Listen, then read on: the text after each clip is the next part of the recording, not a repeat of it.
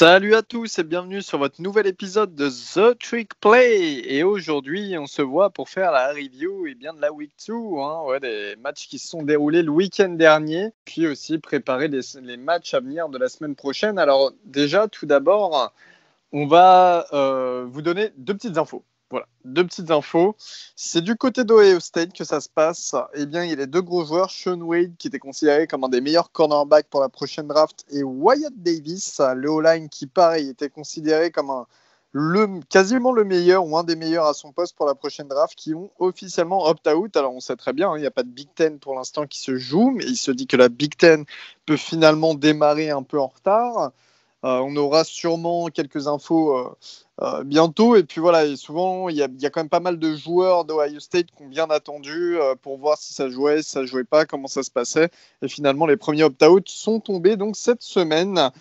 Voilà pour l'info de la Big Ten. On va aussi... Alors, aujourd'hui, malheureusement, nous ne sommes que 3. Donc, on a essayé pour certains de bien regarder les matchs ce week-end. Pour moi, ça a été compliqué. Pour ceux qui l'ont vu sur Twitter, voilà, pour des raisons un peu plus personnelles. Mais en tout cas, voilà, on est avec Robin d'Oregon et notre ami Augustin de Notre-Dame. Et c'est dommage parce qu'on a d'autres membres de la team qui ne peuvent pas aujourd'hui enregistrer, ce qui est normal, c'est aussi la reprise. Et on va essayer de vous décrypter au mieux ce week-end qui s'est déroulé. Donc, le premier week-end pour la NFL aussi, il ne faut pas oublier, le football américain est vraiment revenu aux États-Unis, ça y est. Sans fans, mais c'est revenu tout de même, sans fans ou avec des capacités de stade réduites. On va démarrer tout de suite et on va démarrer par la Big 12. Et la Big 12, il y avait un gros match, un énorme match, un choc si je puis dire.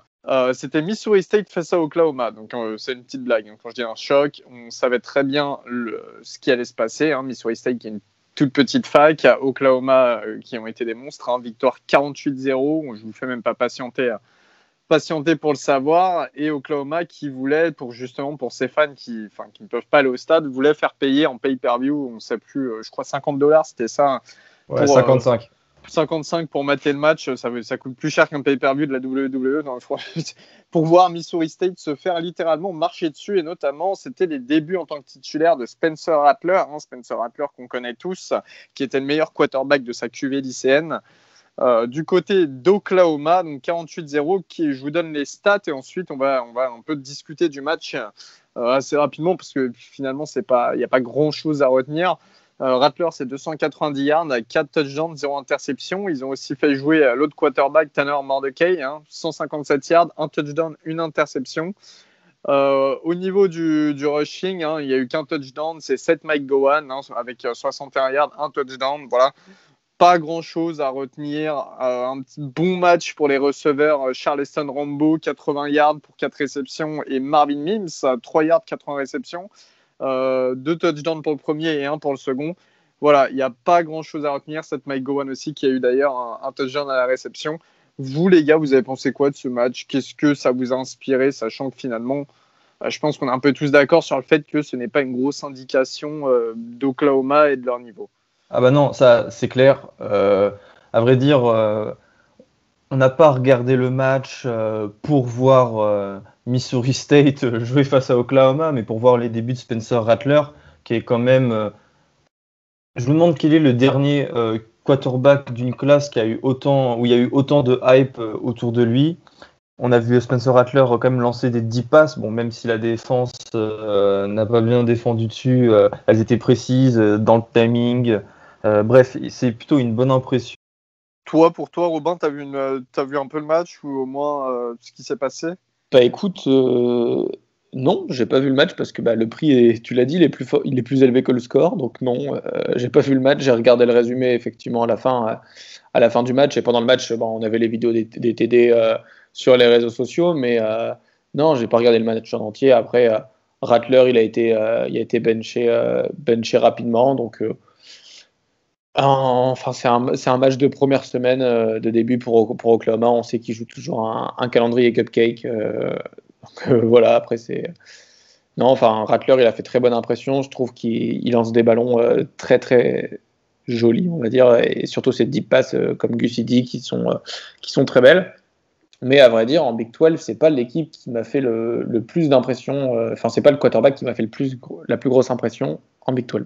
Et aussi, Rattler aura l'occasion de jouer face à une défense un peu meilleure pour le prochain match, qui n'aura pas lieu lors de la Week 3, mais lors de la Week 4, le 26, à 18h, ce sera face à Kansas State. Kansas State, ça va nous permettre de faire la transition, qui a perdu face à Arkansas State ce week-end sur le score de 35-31. Qu'on se dise, c'est un upset. Je pense que vous deux, Elio et Robin, ça n'était même pas passé par votre esprit que Kansas State perde comme ça. Je me trompe? Ça, Arkansas State, franchement, leur recrutement récent, je vais pas te mentir, il me plaît pour l'équipe que c'est. Et finalement, les voir gagner face à Kansas State, qu'on sait en difficulté, malgré qu'il y ait Skylar Thompson en guise de quarterback, ça m'étonne pas non plus que ça. C'est une surprise, oui, mais étonnant, franchement, non. Alors, moi, je trouve ça étonnant. Enfin, j'ai envie de dire, on sait les difficultés de Kansas State, mais d'un côté, ils sortent toujours des joueurs un peu quali, et même enfin, c'est une équipe quand même de Big 12, et ils jouent Arkansas State, qui est pas, enfin, c'est une équipe majeure de Big 12, pardon, et ils jouent Arkansas State. Ok, ils ont déjà fait un match, mais ouais. Arkansas State, c'est pas Texas, hein. Quand ça va jouer contre d'autres équipes en Big 12, ça va paniquer, je pense. Donc, moi, je suis un peu choqué de la défaite. Bon, après, choqué, c'est un gros mot, mais je pense qu'ils auraient dû gagner ce match, et que, tu vois, le 35-31, c'est et d'ailleurs, je précise juste pour les auditeurs que Kansas State, à 38 secondes de la fin, gagnait 31-28, et il a fallu un touchdown à la passe, lancé par le quarterback d'Arkansas State, Lane Hatcher, pour Jonathan Adams, pour remporter le match. Donc voilà, c'est vraiment une victoire qui s'est jouée sur le fil. Donc on y vient, mais ouais, ça, encore une fois, perso, c'est pas, Kansas State qui chute, c'est pas forcément ce qu'il y a de plus étonnant, et c'était un peu la suite logique dans la continuité du programme, quoi, de ce qui se passe. On va passer. Et au fait, juste pour si vous avez l'occasion, allez voir sur Twitter ou même sur YouTube, le receveur d'Arkansas State qui fait un magnifique catch à une main. C'est le numéro 4 de Arkansas State. J'ai pas son nom en tête là, mais le numéro 4 de Arkansas State qui fait une réception à une main On est un peu gâté en ce moment avec les réceptions à une main sur cette semaine. En première semaine en NCAA, on avait Texas State qui avait fait ça, et aujourd'hui cette semaine on a Kansas State. Donc c'était un beau catch, allez le voir, ça fait toujours plaisir. Très bien, on va passer du coup à le derby texan, le derby texan de la semaine. On a l'impression qu'il y en a un peu chaque semaine, mais c'était UTEP, University of Texas à El Paso, à côté de la frontière mexicaine, face aux Longhorns. C'était du côté d'Austin, chez les Texans, face à Texas. J'ai dit les Texans, c'est la NFL là qui m'a monté à la tête. Du côté d'Austin, du coup, à Texas, chez les Longhorns. Alors, on avait on avait en watch Sam Ehlinger, le QB de Texas, qui devait montrer une meilleure saison, parce que ça faisait quand même. On attendait beaucoup plus de lui la saison dernière. En fait, un peu mieux, parce que moi, je trouvais pas que c'était horrible ce qu'il a proposé, mais en tout cas un peu mieux.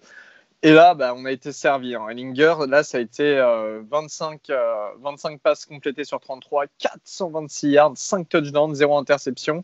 Il a été aidé par l'autre quarterback, Casey Thompson, 2 touchdowns, 0 interception pour lui. On a eu aussi le droit au poste de running back Keontae Ingram, mais surtout on a eu le droit de voir Bijan Robinson, le meilleur running back de la QV 2020, là, donc qui vient d'arriver du lycée de 5 étoiles, qui a montré qu'il a eu 5 portées, 38 yards, donc quelques bonnes touches. Mais surtout, ce qui a été intéressant, c'est de voir le corps receveur, comment ça s'est débrouillé. Eh bien, c'était pas mal. Il y a eu Joshua Moore, 127 yards, un touchdown avec 6 réceptions. Il y a eu l'ancien transfert de Michigan qui était attendu beaucoup plus, pour avoir de meilleures prestations du côté de Michigan, mais bon, il y avait Shea Patterson comme quarterback. 5 réceptions de 80 yards, un touchdown pour Tariq Black, qui a montré vraiment des bonnes choses. Il a montré pas mal de vivacité. Il a bien réussi à s'infiltrer dans la défense. Et puis aussi, il y a l'ancien d'Oregon, Brandon Schuler, 2 réceptions, 65 yards, un touchdown. Je voulais faire le point sur Brandon Schuler, qui avait rejoint son frère du côté d'Arizona et finalement qui a transféré à Texas, après Oregon. Donc Oregon, Arizona, Texas. Toi, tu l'as connu assez brièvement, Robin, je crois, parce que je ne crois pas qu'il jouait beaucoup chez vous. En fait, il a commencé en jouant defensive back. Ouais, c'est un athlète de base, c'est un athlète à Saint-Sylvie. Il a commencé à jouer DB à Oregon, ensuite il est passé receveur. Il a été pas mal, il a joué pas mal dans notre attaque avant de transférer, sauf qu'en début de saison, cette année, il était censé être titulaire, il s'est blessé pendant la off-season et il y a des receveurs qui ont step up et il a dû transférer parce qu'il avait plus sa place, il jouait plus, surtout avec sa blessure. Donc moi, ça m'a fait plaisir de le voir partir pour qu'il ait du temps de jeu à Arizona avec son frère, sauf que il est reparti déjà. Et ça me fait hyper plaisir de voir Brandon Schooler marquer ce TD, surtout que c'était un beau TD. Et il a. Ouais, exact. Il n'y a pas beaucoup de réceptions, mais il fait quand même 65 yards avec un TD, dont un TD de 40 yards. Donc là, c'était vraiment pas mal. Et non, ça fait plaisir. En plus, justement, je regardais à pile poil à ce moment-là, c'était la pub autre part, et du coup, je regardais Texas UTEP, et parfaitement, à un timing parfait pour voir Brandon Schooler marquer. Parfait. Et c'est tout à l'heure, aussi petite précision, je parlais de Spencer Rattler et je disais que c'était pas le quarterback qui m'avait fait la plus grosse impression en Big 12. Et ben en Big 12, le quarterback qui m'a fait le plus grosse impression, c'est Sam Ehlinger. Parce que première passe, 75 yards de TD, premier jeu du match, quoi. Non, il m'a fait forte impression. Il a été benché rapidement pour Thompson, mais moi ça m'a fait du bien de revoir Texas, du football de Texas, parce que j'aime beaucoup cette équipe. Et aussi, Elio, juste laisse-moi préciser que Texas avait perdu ses 2 principales cibles à la draft l'année dernière en les personnes de Colin Johnson et Devin Duvernay qui est aux Dolphins, il me semble, maintenant. Et Johnson, il doit être aux Ravens. Aux Jaguars. Non. Aux Jaguars, ouais, ok. Jaguars. Voilà, et voilà, on avait un petit peu des doutes quant au corps de receveur pour Sam Ehlinger, et franchement, il doit être le premier rassuré après la performance de son escouade. Alors, en fait, je pense que j'ai eu un trou. Je ne vous ai pas donné le score. 59 pour Texas et 3 pour UTEP. Voilà, donc vous avez une meilleure idée. Ehlinger, franchement, dans sa poche, il semblait à l'aise. Alors, encore une fois, on va remettre dans le contexte. Il ne joue pas face à une grosse équipe. La O-line fait très très bien son job, j'ai trouvé. La O-line libérait beaucoup d'espace. Ça a bien ouvert et dans sa poche quand même, il sentait pas sous pression. On avait l'impression que c'était simple, qu'il savait ce qu'il faisait. Alors après, on voit un peu ces petites difficultés qui lui ont fait défaut de temps en temps l'année dernière. C'est-à-dire que on voit d'avance qu'il va lock un joueur ou une zone très précise sur le terrain, ou en tout cas un joueur très précis, et qui va tout faire pour pousser vers ce joueur de temps en temps. Et ça, sur les gros matchs, on sait que ça peut desservir. Mais bon. Au niveau de la défense, juste, je voulais faire une petite parenthèse. Il y a aussi Joseph Ossai, le DN que j'avais donné dans la présentation de Texas, qui a été auteur de 8 tacles, donc qui a fait un bon match, qui a vraiment bien servi à la défense. Et puis, on fera attention à Caden Stern, qui peut être un des meilleurs safety de la prochaine draft, qui lui a été auteur de 4 tacles et une passe deflection. Donc Texas, c'est une belle victoire, et surtout pour Ehlinger, on espère qu'il va faire une saison à l'image de son premier match, même si encore une fois, c'est pas face à une grosse team, quoi, mais on espère vraiment pour Ehlinger, sachant que c'est quand même un type qui a l'air quand même plutôt sympa, qui a une bonne image dans les médias et qui a l'air assez passionné par ce qu'il fait vraiment, et ça fait plaisir à voir ce genre de quarterback. En parlant de derby texan, eh bien, il y a eu un petit UTSA Texas State, à l'Université du Texas à San Antonio cette fois-ci, et Texas State. Et toi, Robin, je crois que tu as regardé ce match. Combien il y a eu? Comment ça s'est passé? Qu'est-ce que tu as pensé du match? Alors, c'était peut-être pour moi le meilleur match de la soirée. Du coup, UTSA victoire 51-48 face à Texas State. UTSA, c'est University of Texas San Antonio. contre Texas State. Donc Texas State, on en avait déjà parlé dans la semaine d'avant, puisqu'ils avaient joué contre SMU, ils avaient fait un très beau match. Et ben, une fois n'est pas coutume, Texas State, cette saison, ils font un bon match, mais ils perdent. Donc défaite en double overtime, après que UTSA menait, il me semble qu'ils menaient 28-14 au début du troisième quart-temps. Et ils ont réussi à faire une remontada pour venir égaliser à la fin du temps réglementaire. Ensuite, double overtime et ça se finit avec une victoire de UTSA 51-48. À retenir qu'il y a eu il y a eu un punt return de 91 yards en toute fin de match pour envoyer Texas State en overtime. Donc c'était assez énorme et c'est très beau à voir. Si vous avez l'occasion de regarder un replay sur YouTube, faites-le, parce que c'était vraiment un super match et surtout que c'était intéressant avec les 2 overtime. Donc c'était pour moi mon match préféré de la soirée, et c'est dire si j'en ai regardé.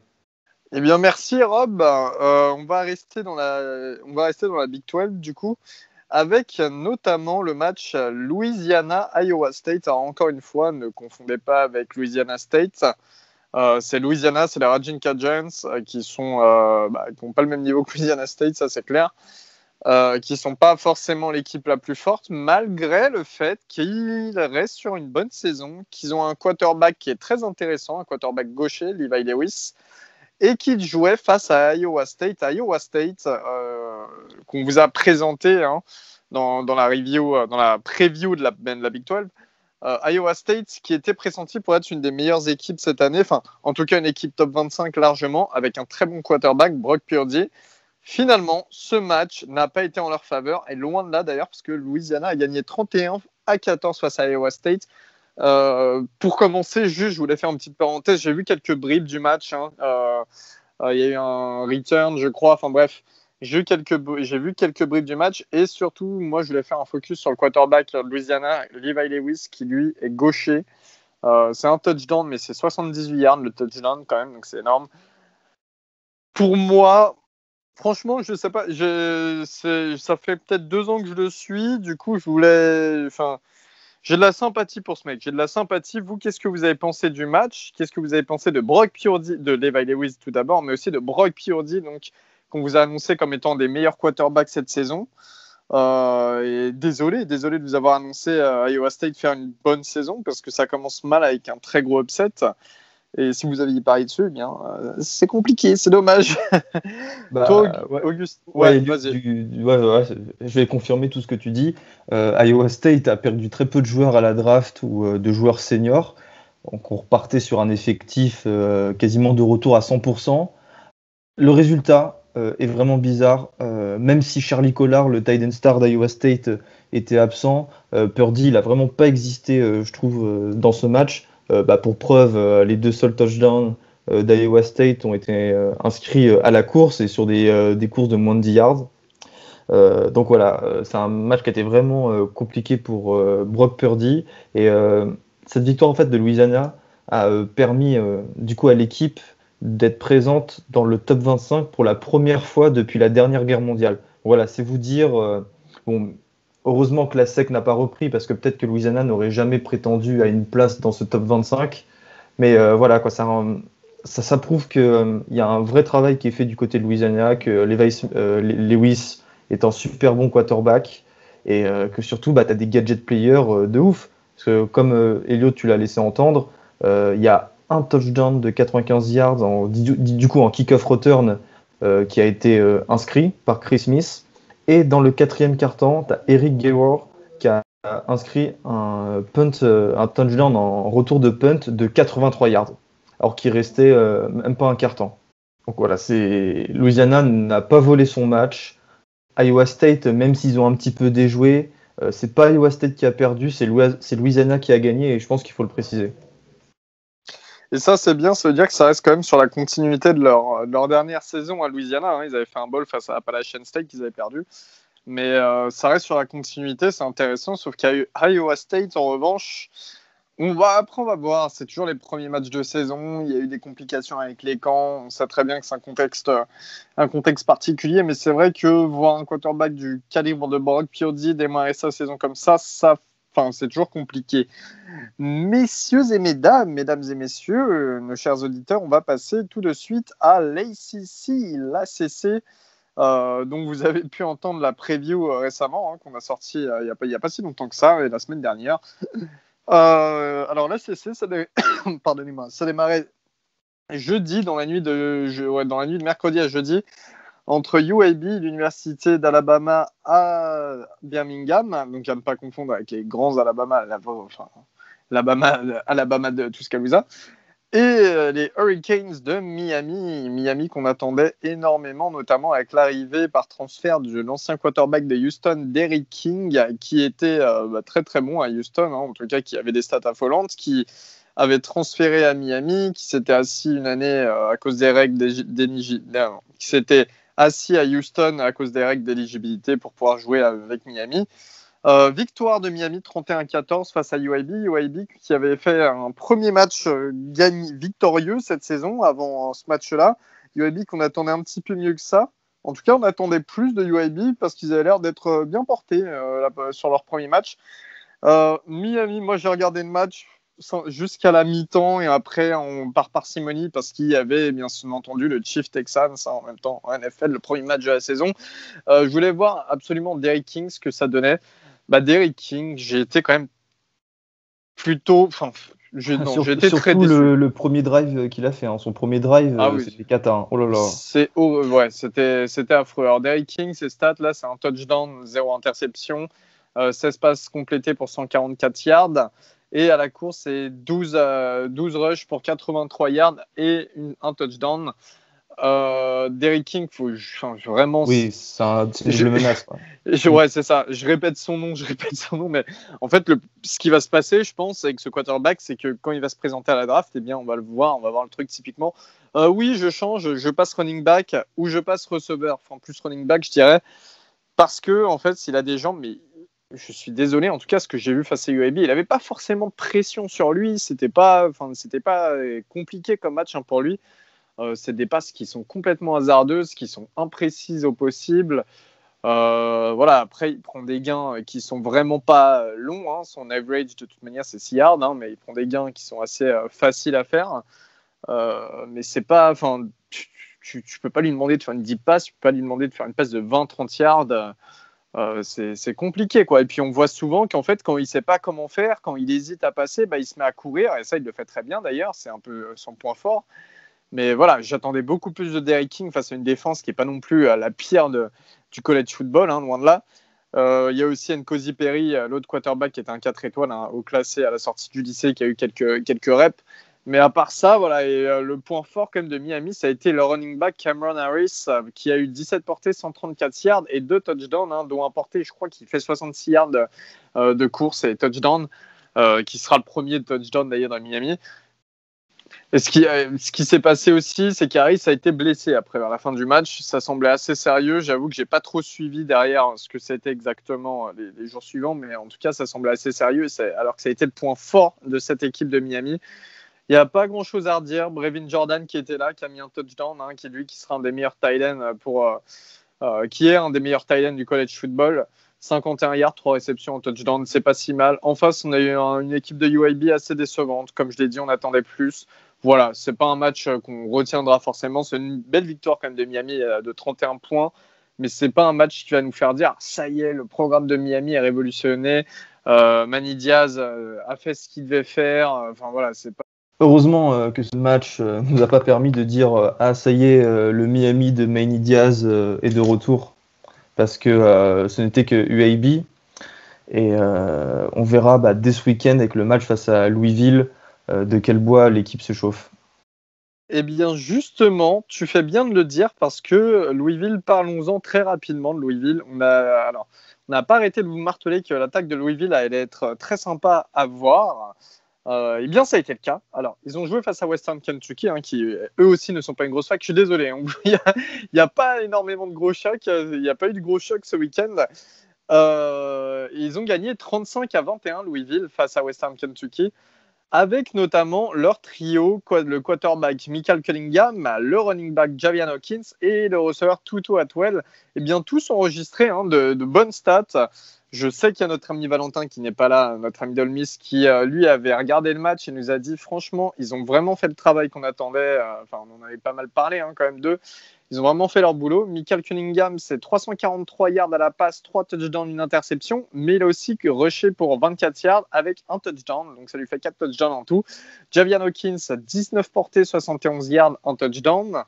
Et Tutu Atwell, 7 réceptions, 78 yards, pas de touchdown en revanche, mais ça reste quand même des bons scores. Et puis au niveau des receveurs, pour vous dire à quel point Cunningham a bien lancé, Des Fitzpatrick, 4 réceptions, 110 yards, avec un touchdown, et Braden Smith, pareil, 4 réceptions, 110 yards. Il y a eu un bon match quand même du côté de Louisville, et ça c'est important à dire. Alors la défense, c'est pas forcément ça, mais ce qu'on peut pas leur retirer, c'est qu'ils ont une offense qui va être super sympa à avoir joué cette année, et là ça fait plaisir parce que c'est ce qu'on est en train de voir dès le premier match. Du coup, parlons de Clemson désormais. Alors, les amis, on va parler ce qui était un des plus gros matchs quand même de ce week-end, c'était Clemson face à Wake Forest. Alors Wake Forest, encore une fois, on va remettre dans le contexte, Wake Forest sort d'une bonne saison. Ils ont perdu leur quarterback titulaire Jamie Newman. Ils ont récupéré Sam Hartman qui a joué quelques snaps l'année dernière et qui était encore une fois dans l'émission QB1 qu'on a pu suivre, qui est un leader de vestiaire. Mais Wake Forest ont perdu pas mal de bons joueurs et voilà. On savait que l'équipe allait retrouver un niveau en dessous. Face à eux, Clemson, tout va bien, à part Justin Ross, le receveur star qui s'est blessé. Le reste, tout va bien. Tout le monde était là. Et puis, on a assisté à une victoire de Clemson, 37-13. Bizarrement, j'aurais attendu plus. Je vous donne les stats et ensuite, on va débattre du match. Alors, Trevor Lawrence, vous l'attendez tous. Trevor, qui lui est considéré comme le premier joueur à drafter la saison prochaine. Le quarterback star de chez star. Quasiment une des plus grandes stars de tous les temps, je dirais, en college football au poste de quarterback. 351 yards, un touchdown, 0 interception. Voilà, c'est tout. On a eu l'autre quarterback 5 étoiles, DJ Uiagalelei, qui lui a lancé pour 16 yards avec 3 tentatives de complétion. Et l'autre quarterback, il était 4 ou 5 étoiles, je ne sais plus, Taizoun Fomachan. Désolé, le nom est compliqué à lire. Lui qui a pris une interception sur 4 tentatives et 9 yards. Bref, c'est un peu anecdotique. Travis Etienne, le running back star de la prochaine draft, qui devait être running back star de cette draft, mais qui a décidé de rester une année en plus à la fac, a porté 17 fois le ballon pour 102 yards et un touchdown. Voilà. Du côté des receveurs, Samari Rogers, comme on l'attendait, qui a reçu le plus de yards, 90 yards pour 5 réceptions.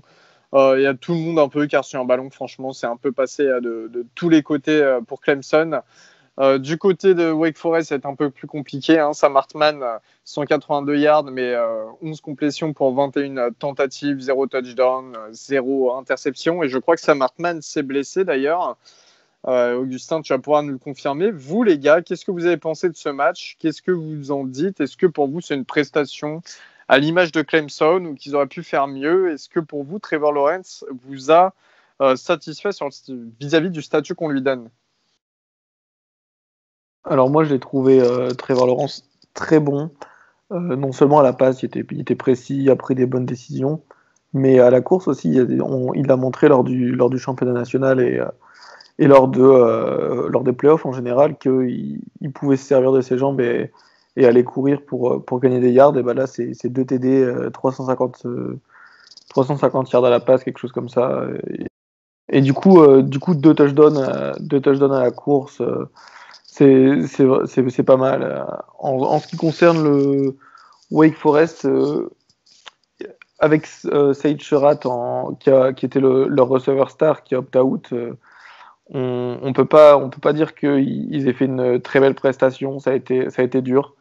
Ils ont bien couru. Moi, j'aime bien leur jeu de course avec la RPO où ils attendent où ils ralentissent et le quarterback qui devient un bloqueur un peu.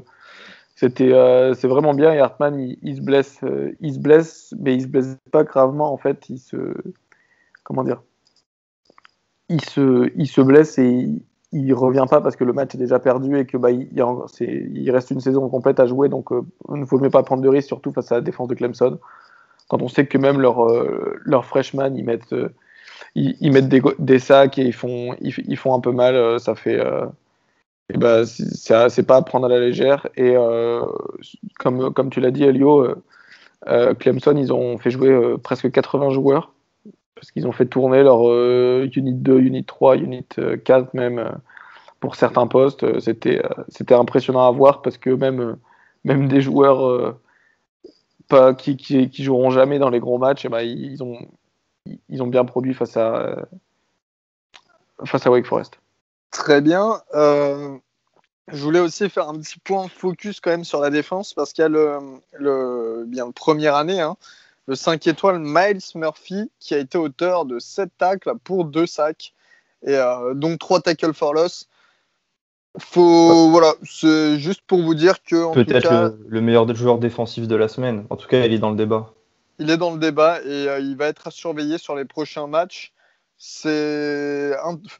Encore une fois, c'est intéressant de voir Clemson. Moi, j'ai regardé l'highlight du match. Hein, je vous cache pas, comme je l'ai dit, ce week-end, j'ai vraiment été pris. Mais au niveau des highlights, ouais, voilà, on voit qu'ils sont quand même à l'aise. Ils se font scorer un peu, mais ils restent très à l'aise. Trevor Lawrence, qui sait à qui il doit lancer, qui sait ce qu'il doit faire. Quand il peut pas lancer, il court parce qu'il a des grandes jambes. Il a besoin de faire 2 enjambées pour faire 10 mètres. Enfin, ça n'a pas l'air compliqué pour eux, quoi. Voilà. On va passer à un match qui concernait l'un d'entre nous. C'était Duke qui se déplaçait à Notre-Dame. Alors encore une fois, on le répète, comme dans la preview, Duke n'est pas à l'image de son équipe de basket. Ce n'est pas forcément une bonne équipe, c'est pas la pire, mais c'est très très loin d'être une bonne équipe. Et Notre-Dame s'est imposé 27-13 face à Duke. Toi, Augustin, qu'est-ce que tu as pensé du match de ton équipe favorite de Notre-Dame, des Fighting Irish? Donc, on sait que Duke, par l'intermédiaire de leur super head coach David Cutcliffe, s'est formé de bons quarterbacks. En témoigne Daniel Jones, qui est aujourd'hui aux Giants. Donc, Chase Bryce est un transfert de Clemson. Il est arrivé cet été, c'était un 3 étoiles. Et moi, je trouve qu'il a fait un super match et il nous a vraiment mis en difficulté Notre-Dame. Alors, certes, il n'a pas lancé de touchdown, mais il avait une super belle présence dans la poche. Je trouve qu'il était assez précis sur ses lancers. Il a quand même inscrit un touchdown à la course suite à une deep pass pour son tight end au 3e quart-temps qui était super. Donc voilà, Duke n'était pas au niveau de Notre-Dame. Notre-Dame n'a pas joué comme Notre-Dame devrait jouer, c'est-à-dire comme une équipe qui a le potentiel de se qualifier pour les playoffs du college football. Il faut dire qu'on a peut-être un peu déjoué. Alors, on sentait qu'il y avait du talent, comme j'avais dit sur Twitter lors du live tweet. Tu sens que tu as plein de joueurs hyper talentueux, tu as des sacs, des plaquages pour perte, des passes deflection à tout va, des skills players super. Mais il y avait un manque de précision assez incroyable, notamment chez les receveurs, qui ont drop trop de ballons. Et ça nous a joué des tours et j'ai même cru à un moment qu'on pouvait perdre ce match. Pour preuve, à la fin du 3e quart-temps, on gagnait que 17-13.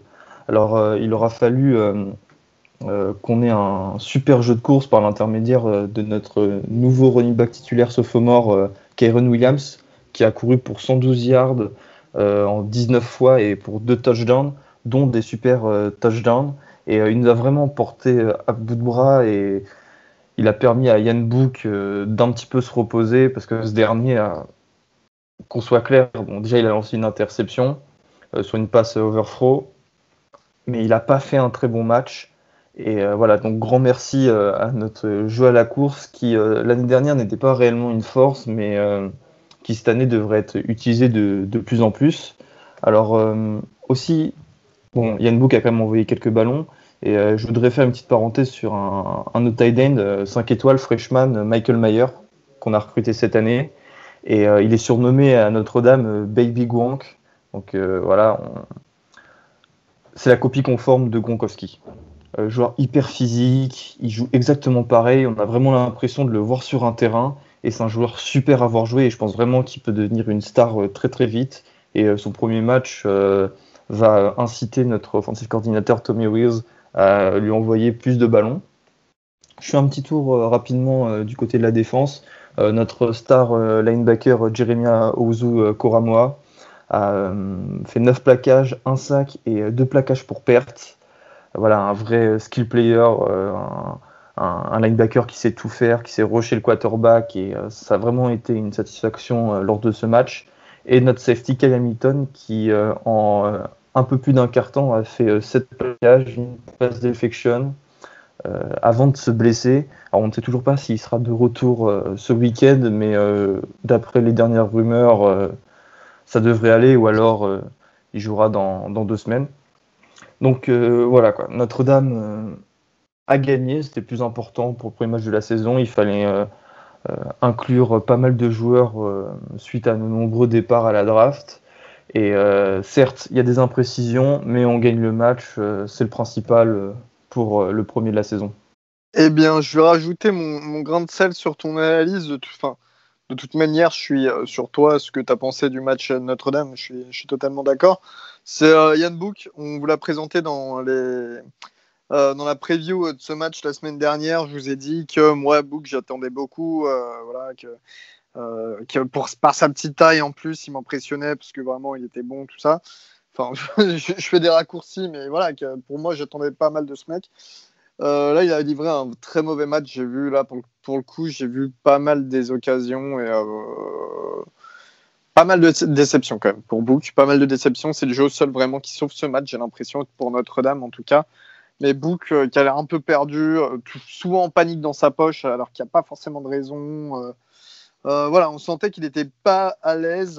Bah, c'est son principal problème. Il a tous les fondamentaux, mais il lui manque peut-être ce qui fera de lui, on va dire, ce qui ferait de lui un joueur, un gros prospect pour la draft NFL, c'est une vision de jeu et une capacité à prendre plus de risques. Et moi, j'ai l'impression qu'il ne voit pas comme les autres quarterbacks stars voient. Pourtant, il court très bien, il se déplace bien, en général, il fait les bons choix, mais voilà, il prend pas assez de risques et forcément, c'est pas très flashy et c'est vite frustrant. Ouais, complètement, c'est ça. On va passer à l'autre gros match. Lui, c'était un gros match. Oui, c'était un gros match, oui. Un des meilleurs matchs de ce week-end, je dirais, au niveau du papier. C'était Syracuse qui se déplaçait du côté de North Carolina. North Carolina, grosse victoire, 31-6.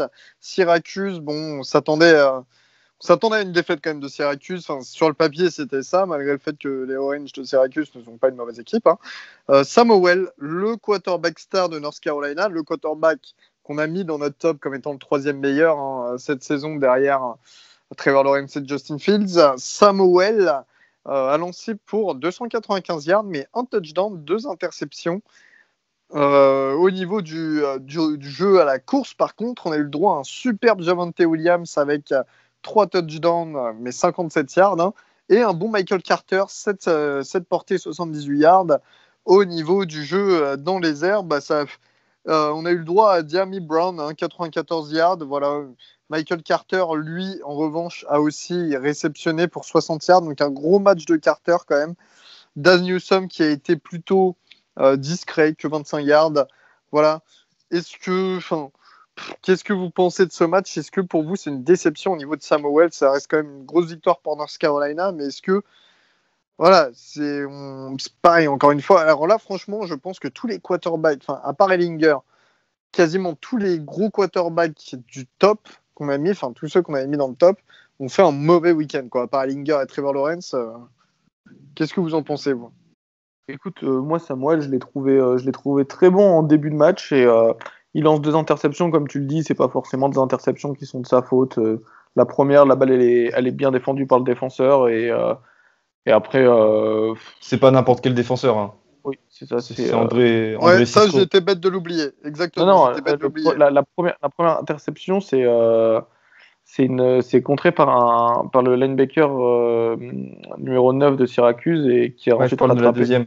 Mais la deuxième interception, ouais, c'est le safety André Cisco, un star safety. Regardez-le il partira dans les 2 premiers tours de draft cette année, peut-être fin de deuxième, ouais. Mais non, moi j'ai bien aimé Samuel. Il était confortable dans la poche et quand il devait bouger, il bougeait. Non, franchement, j'ai eu une bonne impression de Samuel, malgré que ça ressemble pas sur la stat, sur le terrain, ça marchait bien. Très bien, voilà en gros pour North Carolina, on va bien suivre leur saison quand même, ça va être l'autre équipe à suivre avec Clemson de l'ACC. Là-dessus, on va finir rapidement sans forcément commenter les matchs, mais il y a eu un gros upset pour Florida State qui a perdu 16-13 face à Georgia Tech. Baptiste qui avait prédit dans sa preview de Georgia Tech que l'équipe ne ferait très peu de victoires cette saison. En tout cas, ils ont battu Florida State. Donc très gros upset. Florida State qui reste sur les bilans récents, alors que c'était une ancienne équipe star de chez Star. Voilà, c'est ça en fait. On se demande si c'est un upset de Georgia Tech ou si c'est Florida State qui descend encore dans les profondeurs de la médiocrité, quoi. Dans les méandres, complètement. Voilà, dans les méandres, voilà, complètement. La fosse des Mariannes, carrément. Il y a eu aussi une grosse victoire de Pittsburgh face à Austin Peay, 55-0. Je crois que Robin, toi, tu avais regardé le match, non? Ouais, j'ai regardé. J'ai adoré ce match, le début de match en fait. Le début de match de Kenny Pickett, le quarterback de Pittsburgh, et parfait. Et à noter, petit fun fact, à la mi-temps, il y avait déjà 48 points en fait, 42 points pardon. Et les deux équipes ils se sont mis d'accord pour dire que ils allaient faire des cartons de 10 minutes et non pas des cartons de 15 parce que c'était un pugilat et que si même à la fin, il restait 10 minutes dans le deuxième quart-temps, dans le quatrième quart-temps, et c'est déjà plié. Même Austin Peay jouait avec ses remplaçants. Tout le monde jouait avec ses deuxième ou troisième joueurs. C'était intéressant à voir au début pour voir Pittsburgh, parce que moi, je trouve qu'ils sont vraiment bons. Je l'avais dit dans ma preview que ça allait être une très bonne défense, et c'est le cas. Mais j'ai sous-estimé l'attaque. Et encore, il y a eu des drops qui ont fait que des touchdowns n'ont pas été mis. Mais sinon dans très, très belle impression de Pitt qui viennent d'arriver top 25 au top 25. Donc, belle impression. Eh bien, on va clore le débat ici là-dessus et on va passer sur des conférences un peu moins fortes qui n'appartiennent pas au Power 5.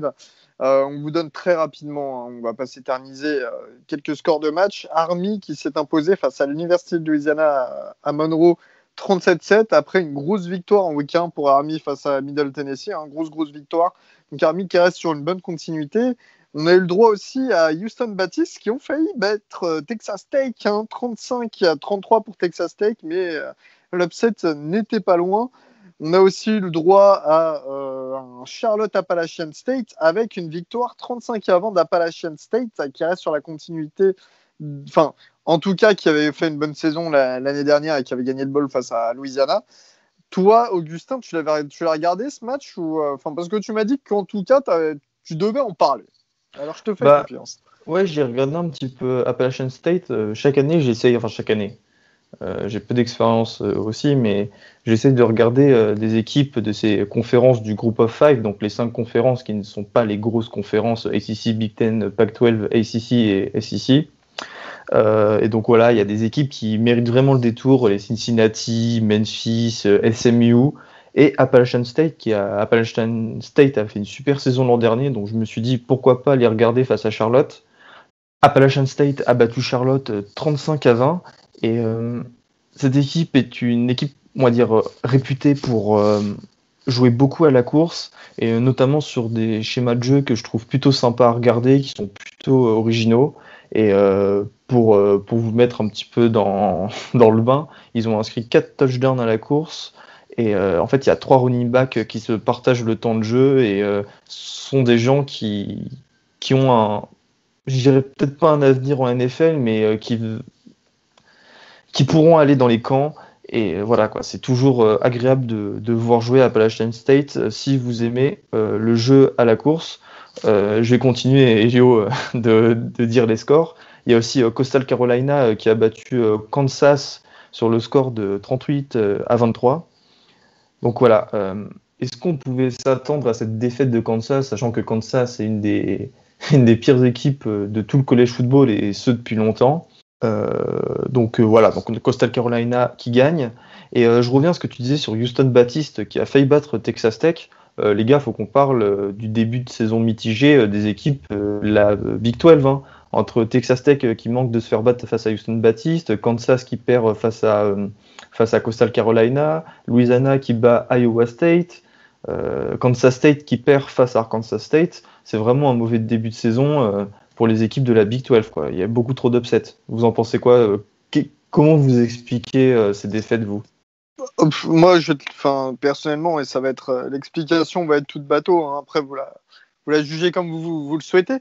Mais il y a encore une fois tous ces problèmes de calendrier, de changement, de Covid, pas Covid, de matchs annulés, pas annulés, de conférences, de machins, les camps qui ont été raccourcis pour certaines équipes, des équipes qui ont eu des problèmes de Covid qui ont dû stopper les camps, les reprendre. Enfin, il s'est passé tellement de choses et plus des opt-out qu'on forcément, on n'est pas sur une saison normale, quoi. On n'est pas sur une saison normale et forcément, il va se passer des choses. Il y a des équipes qui vont être mieux préparées que d'autres. Il y a des équipes qui vont se croire plus belles que d'autres et finalement, bah voilà, tomber sur des types qui ont rien à perdre. Et puis, Ouais, non, mais c'est ça, je suis content d'accord. Justement, c'est sur ce point-là que je suis d'accord avec toi. C'est des équipes de mort de faim.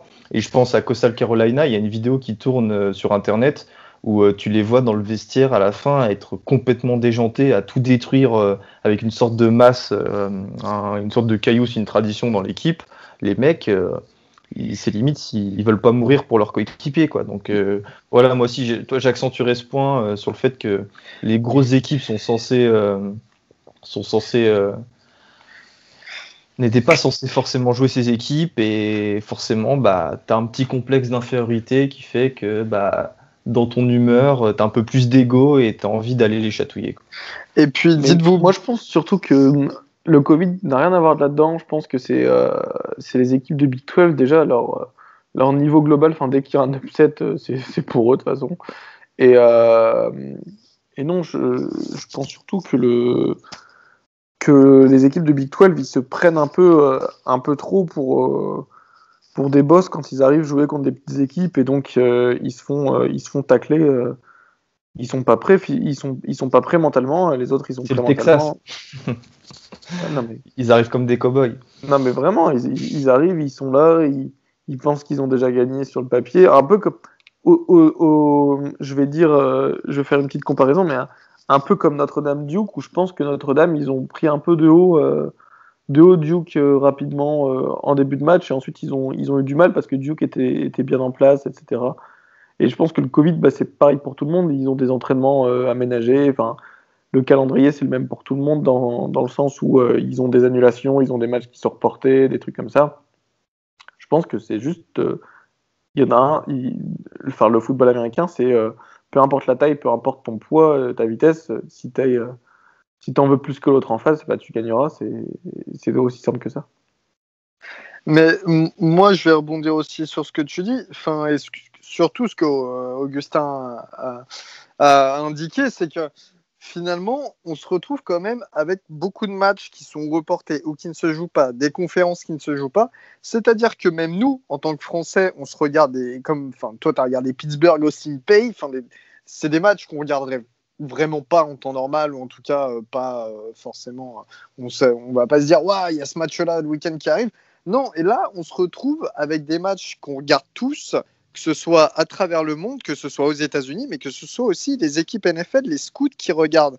Et ça, faut le voir, faut se dire qu'en fait, les joueurs n'ont rien à perdre parce que ils savent qu'ils sont regardés et ils savent que, bah voilà, vu qu'il y a moins de matchs, forcément, s'ils font à répétition des gros matchs et qu'en plus ils font des upsets face aux seuls gros qui jouent, bah ils vont être remarqués ces joueurs-là. Et puis pourquoi pas avoir un shot, pourquoi pas. Il y a aussi de ça, à mon avis, il y a aussi de ça. Et donc, du coup, voilà, c'est des équipes qui ont rien à perdre. Et pareil pour ces programmes-là. Oh, bah, dis donc, on joue face à Oklahoma aujourd'hui. Enfin, alors là, j'ai pris Oklahoma au grand hasard parce que les pauvres Missouri State, mais on joue face à une grosse équipe aujourd'hui. Ça va être un des seuls matchs du week-end qui va réellement être super regardé parce qu'il n'y a pas d'autres grosses équipes ou 10 000 autres grosses équipes qui sont en train de jouer. Et là, tu te dis, mais en fait, qu'est-ce qu'on a à perdre? Voilà, tu vois, je pense qu'il est aussi là la motivation, en tout cas pour ces équipes, est aussi là, et c'est pour ça qu'on voit des upsets ou des quasi-upsets qui passent là depuis 2 semaines, quoi. On va passer tout de suite, vous n'avez rien à rajouter, tout est parfait, on va passer de suite au top 25 très rapidement, à les people de la semaine. Alors ils en ont fait un, c'est la week 2. Comment dire, pour le classement ePeople, personnellement, alors c'est mon opinion à moi, mais je ne suis pas forcément fan d'un classement ePeople parce qu'il y a des équipes qui sont classées dedans qui n'ont absolument pas joué. Alors encore une fois, oui, ce sont des grosses équipes, oui, on attend un certain standing, un certain niveau, ce sont des équipes de sec pour quasiment toutes. Mais comment faire un classement avec des équipes qui n'ont pas joué, des équipes qui ont joué? Comment, franchement, juger ça? Voilà, je vous donne le top 5 du classement quand même. Je vous donne le top 5. Non, je vous donne le top 10 et je vous donne les 5 derniers. Au niveau du top 10, les premiers, c'est Clemson. Donc Clemson qui ont joué un match. Les deuxièmes, c'est Alabama, qui n'ont pas joué. Oklahoma en troisième. Quatrième, cinquième, sixième, Georgia, Florida, LSU, qui n'ont pas joué. Notre-Dame, septième. Et Notre-Dame, c'est pas un match clinquant qui a été sorti. Huitième, Auburn, qui n'ont pas joué. 9e Texas qui ont joué et qui ont sorti un gros match pour le coup. Donc voilà pourquoi ils sont que 9e. 10e Texas A&M qui n'ont pas joué. Au niveau du classement, la fin, c'est que des équipes qui ont joué. Les 5 dernières, enfin, il y a Virginia Tech qui n'a pas joué en 20e, mais sinon, les 5 dernières, c'est 21 Brigham Young, une victoire, grosse victoire face à Navy. Mais est-ce que ça indique le niveau de Brigham Young? Bon, voilà, je ne suis pas certain. Army avec ses 2 victoires. Kentucky qui n'a pas joué, alors pardonnez-moi, je ne les avais même pas remarqués. Kentucky qui n'a pas joué, qui sont 23e. Kentucky, je pense qu'ils ne seraient même pas dans le top 25 en temps normal. Ou pas, enfin, oui, si, pour moi, ils ne seraient pas, je suis désolé. Appalachian State, une victoire en 23e et en 25e. Non, alors Appalachian State et Kentucky en 23e ex aequo, mais bon, 23e ou 4e. Et 25e, Pittsburgh, une victoire. Voilà, Pittsburgh qui se retrouve avec une grosse victoire face à une petite équipe, mais qui en même temps ont joué un match contrairement à Kentucky. Enfin, alors la logique, moi je sais pas, on va plus débattre là-dessus que du classement en réalité. Vous, est-ce que vous pensez que c'est logique de faire un classement et de faire un classement avec autant d'équipes qui n'ont pas joué et qui sont aussi bien classées, contrairement à d'autres qui ont peut-être un tout petit peu plus de mérite? Bah, il faut le faire. Voilà, c'est la seule explication. Ils étaient obligés de le faire. Mais pour toi, par exemple, pour toi, c'est normal que, j'en sais rien, que Auburn, qui n'a pas joué, soit devant Texas, qui ont, eux, une grosse victoire. Est-ce que tu trouves ça normal, par exemple? Après, c'est, comment dire, quand ils vont jouer, on sait qu'Auburn sera meilleur que Texas. Enfin, dans ce cas-là, on met pas Alabama parce qu'ils n'ont pas encore joué. Dans ce cas-là, enfin, bon, on met Notre-Dame premier, du coup, en fait, c'est ça, parce que, enfin, on met Notre-Dame deuxième parce que les autres équipes n'ont pas joué devant. Les autres équipes de la SEC n'ont pas joué. Non, mais pas à ce point-là. Mais bon, c'est vrai que je trouve que c'est quand même, ça enlève du mérite, quoi. À la limite, autant démarrer un classement quand la SEC commence, ouais. Parce que pour le coup, non, le classement, je suis la moitié, c'est la SEC. Hein. Non, mais tu as raison de le mentionner. T'as raison de le mentionner, ce classement, il aura valeur à nos yeux et aux yeux de tout le college football quand la SEC sera de retour, et ça sera dans 2 semaines. On verra en tout cas, on verra ce que donne le top 25. En tout cas, oui, ça par contre, ça, comme tu viens de le dire, ça va devenir vraiment intéressant au moment de l'entrée en liste de la SEC. Mais voilà, bon. Imaginons qu'en SEC, il y ait des équipes qui upset, j'en sais rien, Auburn, tiens, voilà, je reprends Auburn. Non, au hasard, mais qu'il y a des équipes qui upset. Est-ce que finalement elles méritaient leur place dans le classement dès le départ alors qu'elles n'avaient même pas joué? Enfin voilà, bon. C'est vrai que c'est un débat. C'est vrai que le classement, vous pouvez le trouver. Vous tapez Hey People Top 25, vous le trouvez sur Internet. Mais c'est vrai que pour l'instant, en tout cas pour les novices en matière de college football, ne vous fiez pas vraiment à ça. En tout cas, pas du tout non, mais pas vraiment oui.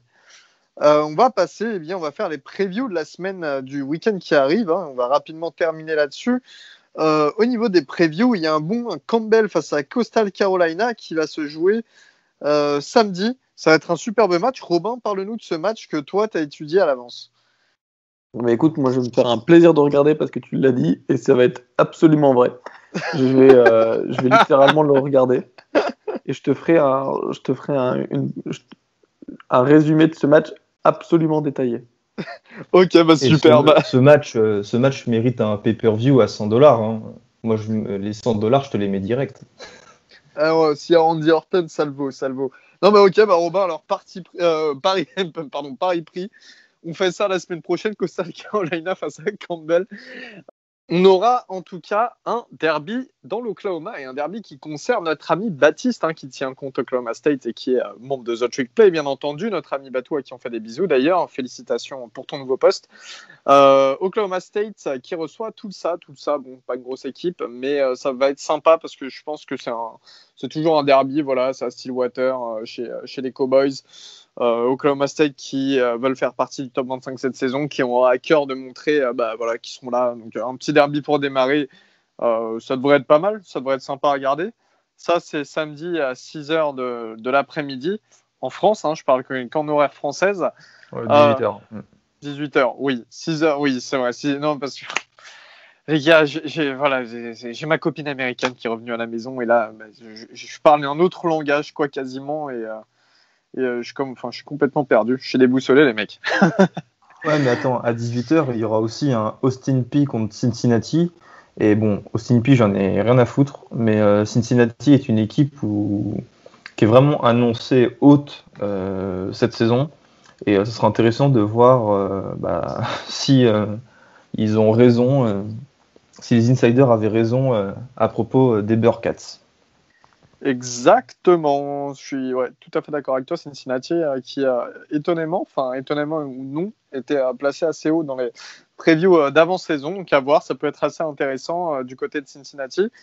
On aura à 18h, et je pense que ça, c'est quand même le match à regarder, Syracuse qui se déplace à Pittsburgh, hein, du côté de Heinz Field, le stade des Steelers aussi. Pittsburgh donc, qui reste sur une grosse victoire, 55 points qu'ils ont mis à Austin Peay, et Syracuse sur une bonne défaite face à North Carolina, mais on sait que Syracuse peut toujours être une équipe gênante, et comme on l'a dit, il y a André Cisco qu'on observera. Vous pensez que ça peut être un match sympa à regarder 18h samedi, tranquillement? Ah oui, absolument. C'est même le match à regarder à 18h. Et il y aura un match dans le match entre le safety Paris Ford et André Cisco. Pour les intéresser, ceux qui aiment bien les prospects NFL. Et on reste sur la plage horaire de 18h. Et bien à 18h, il y a Boston College qui joue face à Duke, deux équipes qui se valent à peu près. Match aussi sympa, je pense avoir sympa de voir Boston College entrer en lice aussi. Victoire de Duke. Mais je dirais la même chose que toi. Vu ce qu'ils ont montré à South Bend ce week-end, victoire. Je suis de ton parti pris, et toi Robin, tu dirais la même chose ou pas? Moi, je dirais victoire de Duke, ouais, effectivement, parce qu'ils vont rebondir sur leur match contre Notre-Dame. Ouais. Et voilà, ils partent avec des certitudes, quoi. Sachant que Boston College n'a pas joué surtout, et donc Duke a déjà l'expérience de match post-Covid. Donc, et Boston College surtout, ils ont perdu leur QB titulaire. Donc, moi, c'est victoire de Duke. Et il y aura une belle opposition entre l'O-line de Boston College, qui est toujours très bonne, ça c'est historique, face à la D-line de Duke, emmenée par Chris Rumph the Second, qui lui aussi est très très fort. On aura le droit aussi, toujours à 18h, pour l'habituel derby texan. Voilà, il y en a un tous les week-ends au moins. Houston qui se déplace du côté de Waco chez Baylor. Baylor qui sort d'une très bonne saison, mais qui ont perdu, bien entendu, leur head coach qui est parti coacher les Carolina Panthers en NFL. Baylor qui s'est affaibli d'ailleurs avec beaucoup de départs, on l'avait dit dans la preview. Et Houston qui peut être intéressant parce que Houston, c'est quand même une équipe, on n'en parle pas forcément souvent, mais c'est une équipe qui chaque année sort des prospects intéressants à la draft, ou en tout cas des prospects à la draft. Vous, est-ce que vous voyez l'upset de Baylor? Non, pour moi, Baylor est favori face à Houston, pour la simple et bonne raison qu'à Baylor, il y a Charlie Brewer, le quarterback, qui nous a déjà montré des bonnes choses, et Houston, il y a eu le départ d'Eric King. Bon, après, vous allez me dire qu'il a été remplacé dès le 4e match ou le 5e match par un quarterback, mais pour moi, Baylor part avec plus de certitude que Houston. Je sais pas ce que vous en pensez, vous. Moi, après, ça sera serré. Brewer, je suis d'accord, hein, je l'aime bien comme QB, mais c'est vrai que là, ça nous a prouvé quand même que les équipes... Alors, Houston n'a pas joué non plus, mais là, ça nous a prouvé que quand même pour les quarterbacks qu'on attendait quand même bons, les entrées là dans la compétition, c'était pas forcément ça, donc je compterais pas que sur Brewer. L'upset pour moi, il est possible. Après, oui, je suis même comme toi, si je devais parier et mettre un peu d'argent, je dirais Baylor quand même. Mais ça sera un beau match, ça sera un très beau match en tout cas. On a ensuite à 19h30 Appalachian State Marshall. Alors sur le papier de nous, ça paraît pas forcément super sexy, mais Appalachian State, comme on l'a dit, reste sur une victoire et sur une bonne saison l'année dernière. Marshall reste sur une très belle victoire, notamment avec leur quarterback à première année, Grant Wells. Hein. Un match intéressant à regarder, voilà, c'était juste pour la parenthèse. Notre-Dame a dit à 20h30, Augustin sera devant ta télé parce que Notre-Dame recevront South Florida qui South sont Florida, ouais. victoire, ouais. Victoire pour Notre-Dame, pas de souci. Yann Book en forme, on est tous ensemble, ça marche. Derby en Caroline avec North Carolina qui recevra Charlotte. Si vous voulez voir une belle équipe de North Carolina, justement, profitez-en puisque ça sera une victoire de toute manière pour North Carolina. On a le droit à un beau UCF Georgia Tech quand même. Georgia Tech qui reste sur leur victoire face à Florida State. Peut-être que ça leur a donné quelques ailes. Je regarderai ce match. Il va être intéressant, ouais. On est d'accord. Avec le quarterback de UCF, Dion Gabriel, ouais, c'est ça, qui est un très bon quarterback face à Sims, le bon quarterback qui nous a plutôt surpris lors du match face à Florida State. Non, ça va être les matchs un petit peu. Ça fait partie de ces matchs où on se dit bon, c'est pas des super équipes, mais il y a un truc, tu vois, il y a un petit côté, il y a une petite hype du simple fait que qu'ils ont battu Florida State et que UCF est quand même une équipe qui performe depuis maintenant quelques années. Voilà, donc, moi je vous conseille vraiment de regarder ce match de la soirée. C'est le meilleur match de début de soirée pour moi. On est d'accord. 22h pour les fans de Clemson. Clemson qui reçoit The Citadel. Autant vous dire que ça va être une grosse victoire pour The Citadel. À minuit, eh bien, on a un North Texas SMU, encore une fois, un match intéressant. Les deux équipes ont gagné leur premier match, un derby texan. Buchele du côté de SMU et puis Jason Bean qui avait inscrit 3 touchdowns du côté de North Texas. N'hésitez pas à les regarder, ça vaut le coup. Surtout, voilà, à 1h30 le samedi. Alors, je ne sais pas si vous serez en train de boire, en train de faire je ne sais quoi. Il y a un bon Miami qui se déplace à Louisville. Et ça, pour moi, c'est le match à regarder parce que c'est un match qui va être très, très offensif des deux côtés. Il ne faudra pas forcément se concentrer que sur la défense, bien qu'à Miami, il y ait des beaux prospects. Mais ça sera surtout les deux offenses et je pense que ça peut un peu partir en feu d'artifice. Vous en dites quoi? Et d'ailleurs, la victoire, pour vous, elle sera pour qui? Complètement d'accord avec toi. Et je parie sur Louisville. Absolument, pareil. Moi, vraiment, Derrick King, il ne m'a pas fait une bonne impression la semaine dernière dans la première mi-temps. Et donc, voilà.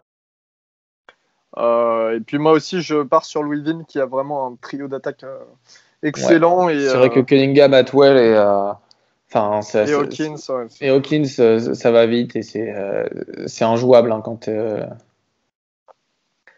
Puis ça sera du côté de Louisville. On va voir Miami en déplacement ce que ça donne. Mais en tout cas, très beau match à regarder. N'hésitez pas. Et vraiment, le lendemain, regardez au moins les highlights parce que je pense qu'il y aura de quoi. Et si vous aimez l'offense, si c'est ce qui vous intéresse le plus dans le foot US, ça sera le match pour. Dernier match qu'on va vous citer. Après, il y en a plein des petits matchs, vous le savez. Mais dernier match, 2h du matin de samedi, si vous êtes encore plus bourré qu'à 1h30. C'est Wake Forest face à NC State, un match avec une entrée en matière pour NC State qui n'a pas joué malgré que les équipes ACC aient déjà joué à l'image de Wake Forest et leur première défaite face à Clemson. Le retour de Sam Hartman du côté de Wake Forest, donc qui sera titulaire. NC State qui rentre dans la compétition avec quelques bons prospects qui ont commit. Vous voyez la victoire pour qui? Et franchement, ça se passe du côté de Riley Durham, North Carolina. Franchement, moi je miserais sur NC State. Malgré que Wake Forest est déjà un match dans les jambes. Eh bien écoute, moi je vais mettre Wake Forest. Parce que NC State, ça me paraît un peu faible. Et Wake Forest, mine de rien, avec Sam Hartman, ça a quand même plutôt bien joué. Vous avez certainement pas vu, mais le début du match, Wake Forest a la possibilité de mener face à Clemson. C'est juste qu'ils convertissent pas et enfin ils ont produit de belles choses face à Clemson quand même malgré tout. Donc pour moi c'est NC State qui perd ce match. Eh bien, tu sais quoi, si c'est vrai que tes arguments sont quand même pas mauvais du tout, pas mal du tout, désolé. Une bière. Et voilà, c'est ce que j'allais dire. C'est plus ce que j'allais dire, mais ouais, une bière. Ça te va, Rob? Et ouais, ça me va très bien, mais j'aimerais quand même préciser pour les auditeurs, Elio, il passe pas tous ses samedis à être bourré au bar. Il vient toujours. Il regarde les matchs. C'est juste, je ne sais pas pourquoi, mais non, vous inquiétez pas, on regarde les matchs. On se pointe de la télé à la télé de 18h à 6h du matin, donc vous inquiétez pas, on est là.